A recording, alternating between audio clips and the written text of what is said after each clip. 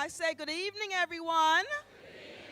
Very good. Everyone ready to get started with the great evening? All right. Okay, thank you, and welcome to the first day of the film festival. Give yourselves a hand.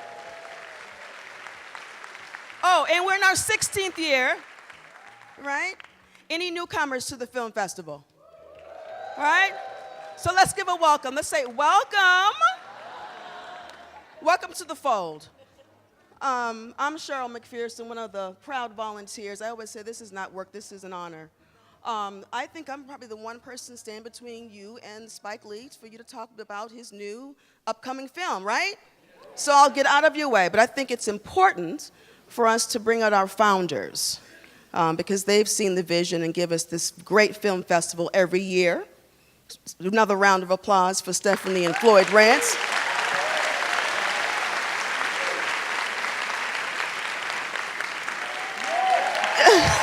And here they are.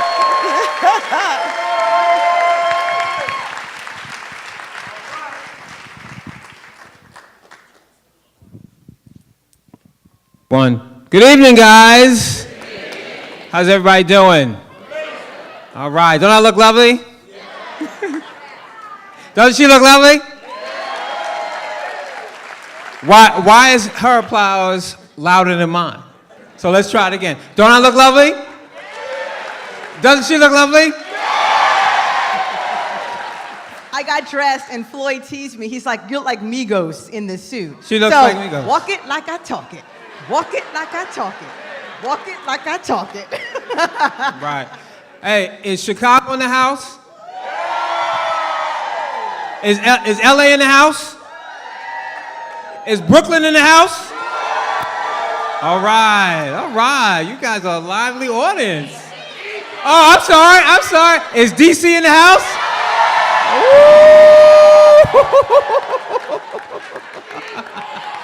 Hey. How about all the ladies? Are the ladies in the house? All right. And where the fellas at? All right, you guys are a lively audience. All right, we got a lot planned for you guys this week. As you know, this evening we're having our opening night party at Lola's. So if you care to join us at Lola's this evening. But tonight we're going to get into Mr. Lee's BlackKklansmen. You guys ready to see that? Yeah. All right. So before we get started, I just want to say a couple of thank yous. I want to thank all of you guys for coming. Without you all, we can't do this film festival. And I really want to thank our filmmakers. We all love the Spike Lees and the Insecures and the Greenleafs and all that stuff, but it's the independent filmmakers that make a film festival possible. And I know a couple of our filmmakers are here tonight, so if you guys could quickly stand up, that'd be awesome, and get some respect. Woo-woo! Yes. Woo-woo! Yes. Woo-woo! Woo-woo! Thank you. Please support their films that are showing all week. They're amazing. I say this every year.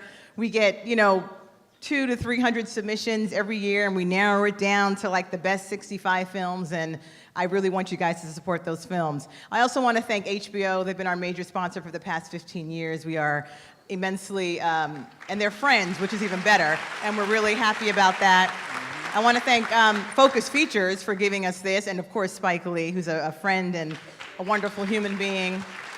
But I want to do something really special. Something happened this week, and it just happened kind of really quickly, and we're so excited about this.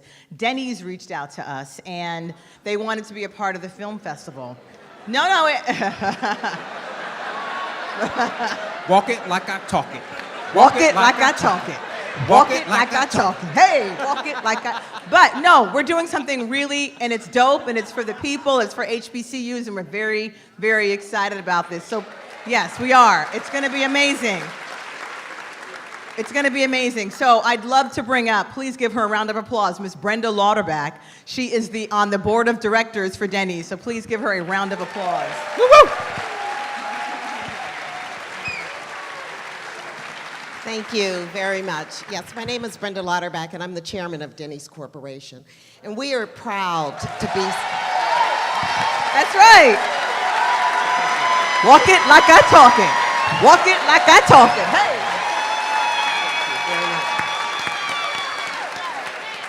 And we are really proud to be sponsors of this incredible event. And really, we just want to say thank you to Stephanie and Floyd for your leadership and your vision in putting this together. You've done something amazing that is culturally relevant for all of us. I've been coming to this film festival for several years, and I'm always inspired by the talent and the vision and the unique voices of the filmmakers that participate in this film festival. So tonight, I am pleased to announce a scholarship that we're going to be doing in partnership with the Martha's Vineyard African American Film Festival. Yes. We're going to do 3 scholarships at HBCUs for $15,000. We're going to do one at Howard University. Ain't you? You know? One at Morehouse College. And another HBCU to be named and decided. We're gonna represent all of them. Don't worry, don't worry, don't worry. Now, our scholarship program at Denny's, it's called Hungry for Education. And we partner we have great partners that we work with on our Hungry for Education scholarships. We're gonna give over $200,000 away this year. We partner with the Tom Joyner Foundation, the Magic Johnson Foundation, and the Urban League. Any young filmmaker that would be interested, we're going to have online on Denny'sHungryForEducation.com where you can apply for these scholarships. In addition, I have to tell you that not only are we going to bring new filmmakers to campus, we're also going to be putting a Denny's concept on Howard's campus this year. It's called The Den. So we'll be feeding lunch, dinner, and for all of the students to be able to participate in that. So I just want to say thank you. Yes.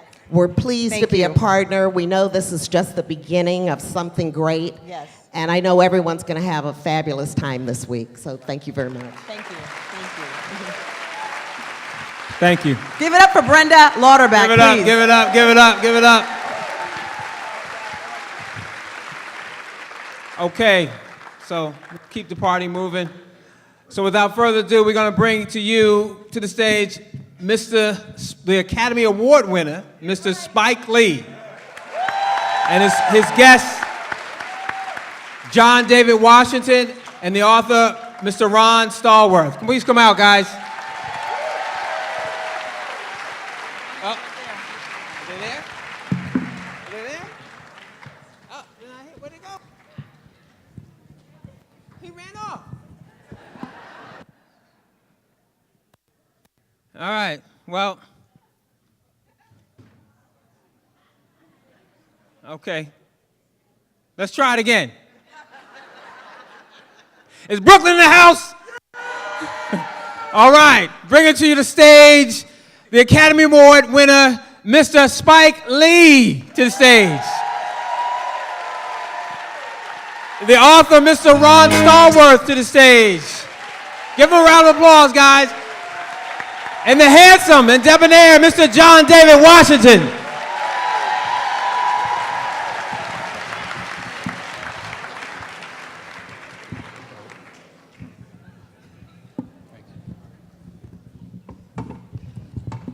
Hey. How's everybody doing? Yeah. All right, here we are. Martha's Vineyard. Summertime Black Oasis.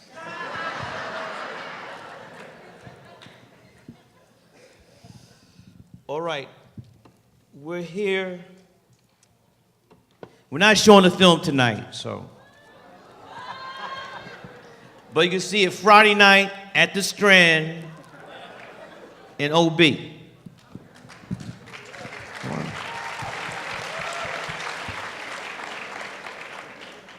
Who thought they were seeing a film tonight? They lied. So, to my immediate right, Mr. Ron Stallworth. Get up for Ron Stallworth, please. And to his right, the man that plays him to his left, John David Washington. And I might note, he's a Morehouse man. John. Where's the house at? Where we at?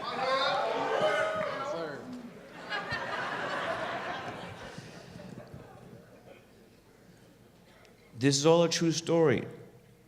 The phone rang. It was Jordan Peele. And he said, I'll give it out for Jordan, come on. Give it up for the brother.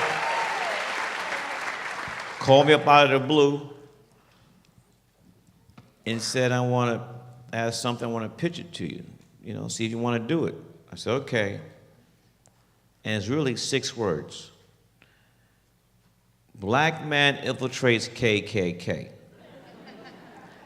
At first I thought automatically of the famous Dave Chappelle skit. And he said, nah, that was fake. This is real. And this is the man right here. Give it up.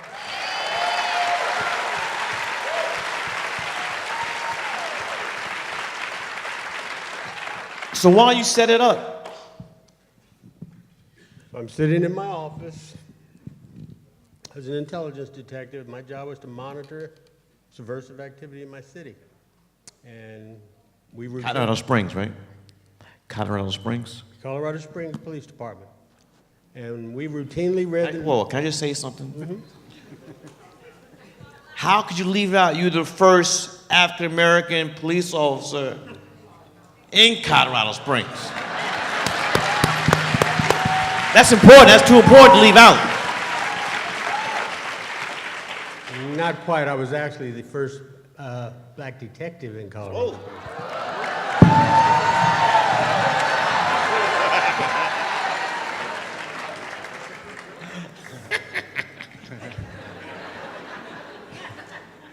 See what I have to go through? David Duke was easier than these guys. We'll talk about him when the night's out.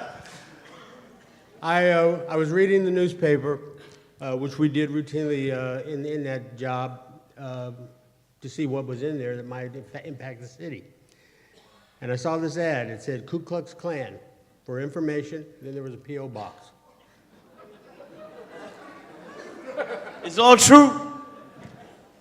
So I said, what the heck? I wrote a note.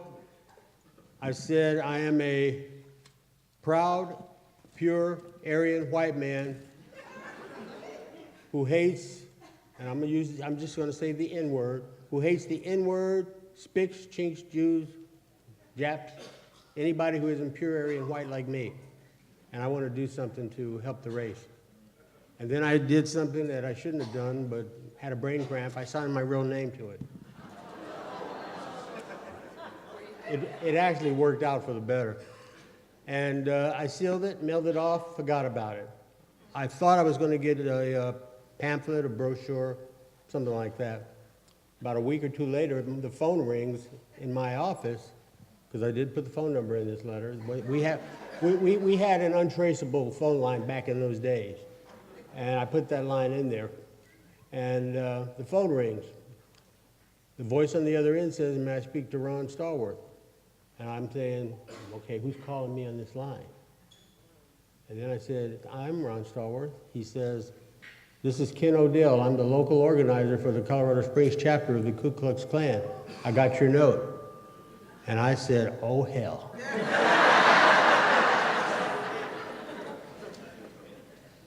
He said, you have some pretty interesting ideas I'd like to talk about. Why do you want to join the Klan? So I'm sitting there thinking, where do I go from here? Now, being a black man in America, growing up in the 60s, I understand what the language of hate is as directed to us as a people. And so I figured I'd flip the script on him and fire it right back. So I repeated what I said in the note, and then I spiced it up a little bit. I said, my sister is dating a N-word, and every time he puts his filthy black hands on her pure white body, it makes me cringe. I want to do something to stop the abuse of the white race like that. His response was, you're just the kind of guy we want.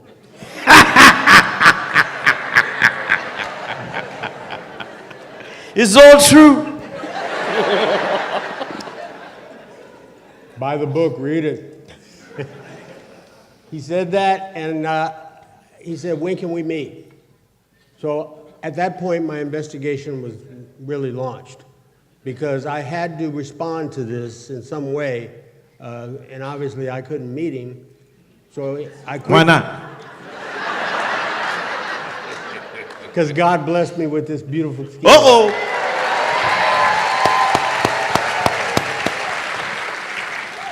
So I immediately launched this plan. I told him I couldn't meet him for another week, and I described it. He said, what do you look like? I described myself, except my description matched that of a white officer in the narcotics division by the name of Chuck, not his real name.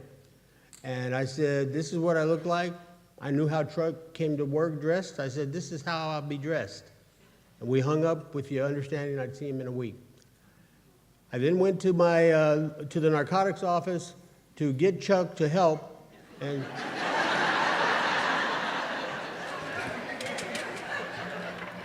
his lieutenant said no, I could not use him. Long story behind why that happened, but he said no. And when I asked the lieutenant why, he said, because they will know when Chuck walks in the door that he is not the same person that they talk to on the phone, because the person on the phone sounds like a black man. My response was, what does a black man sound like? The response I got from the lieutenant was a blank stare. And he still insisted he wasn't going to waste one of his good undercovers on this investigation and basically shoot me away. So I did what could have been a career-ending move on my part. The police departments are paramilitary organizations. We have a rank structure. I bypassed 3 of those ranks and went right up to the chief of police.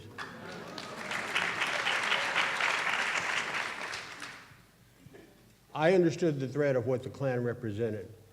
Any of us would have understood that threat and do understand it. And I was not going to let this lieutenant shoo me away as if I was nothing when I knew something was happening in my city. So I skipped my lieutenant, the captain, and the assistant chief and went directly to the chief and told him what the lieutenant said. I told him what I had done, what the lieutenant said. The chief said, what do you need? I told him I needed Chuck and maybe and 2 additional officers to help me on surveillance. He picked up the phone, he called the lieutenant, he said, give him all the resources he needs, and we were off and running.